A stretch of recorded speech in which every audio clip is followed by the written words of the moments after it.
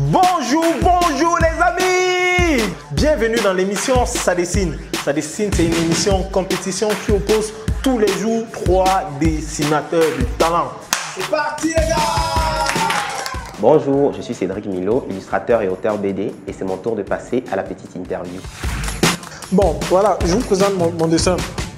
C'est de l'art abstrait. Cédric Milo, la passion de l'illustration ou l'art du graphisme. Illustration, graphisme, c'est vrai que généralement ce sont des termes qu'on associe.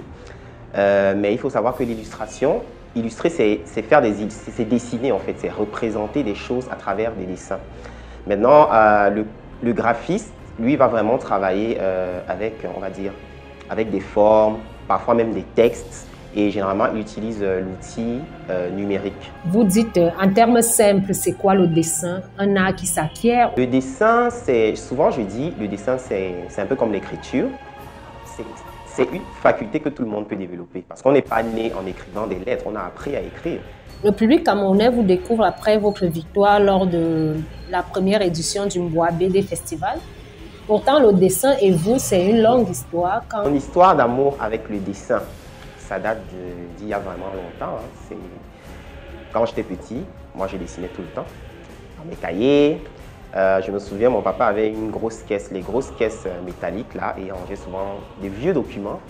Et avec mes frères, parce qu'il faut savoir que mes frères aussi ils dessinent, bon, c'est vrai que je suis celui qui a un peu plus poussé dans le domaine. Donc avec mes frères, on allait souvent fouiller ces caisses-là et on ramassait ces vieux documents. On faisait des gribouillis et puis c'est comme ça, au fur et à mesure, avec le temps, à l'école, souvent ce que je faisais, c'est que je prenais les dernières pages de mes cahiers et je dessinais. Bon, pas là où il y avait les cours, mais les petits espaces là, je les remplissais de gribouillis, de dessins. Et c'est comme ça que je me suis familiarisé avec cette activité. Comment s'est faite la rencontre avec Kiro Kems? On s'est rencontrés durant le Mboa BD Festival, je ne sais plus trop en quelle année, je crois que c'était en 2012, oui, par là.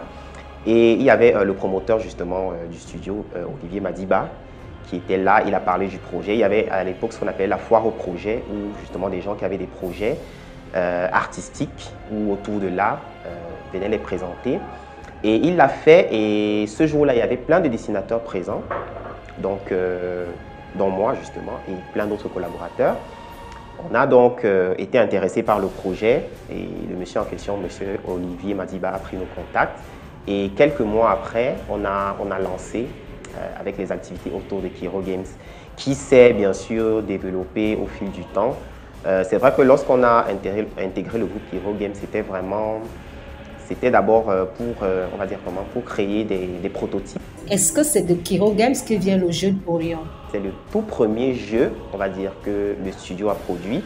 Et j'y ai justement participé en tant que dessinateur des personnages non jouables. Alors pour ceux qui jouent aux jeux vidéo, jeux d'aventure notamment, vous allez voir, il y a souvent des personnages qu'on ne peut pas forcément contrôler. Parce qu'il y a les personnages qu'on contrôle, que le joueur contrôle, et il y a les personnages qu'on ne peut pas contrôler.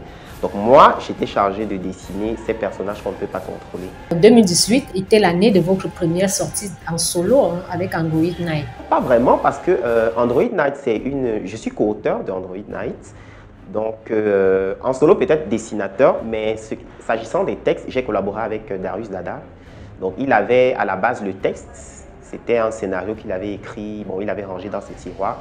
Il avait l'intention d'en faire un court-métrage, mais le projet avait été abordé. Et puis un soir, on avait discuté et puis il m'a dit, voilà, regarde, j'ai ce texte que je voudrais que tu lises. Donc je l'ai lu et quelques temps après, je l'ai relancé parce qu'on échangeait sur la toile. Donc je l'ai relancé, je lui ai dit, tiens, ton texte m'intéresse et ça tombe bien parce que j'ai le syndrome de la page blanche, je n'arrive pas à écrire ces derniers temps. Donc, ce serait bien qu'on en fasse un scénario de bande dessinée. Et puis, il m'a donné le feu vert.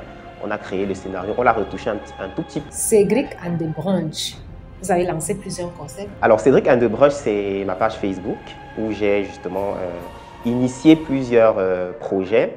Notamment, bon, ce sont des activités qui tournent autour on va dire, de la vulgarisation du métier de dessinateur. Mais aussi, on va dire quoi? Le but recherché, c'est surtout d'agrandir la communauté. Est-ce la raison pour laquelle vous faites des ateliers d'échange, de formation? Les ateliers que j'ai lancés tout récemment, notamment déjà avec les plus jeunes, C'est dans un premier temps les initiés et ça se passe plutôt bien. Le dessin, je le vois dans une vingtaine d'années comme la musique. Je ne peux que projeter un avenir meilleur pour le dessin.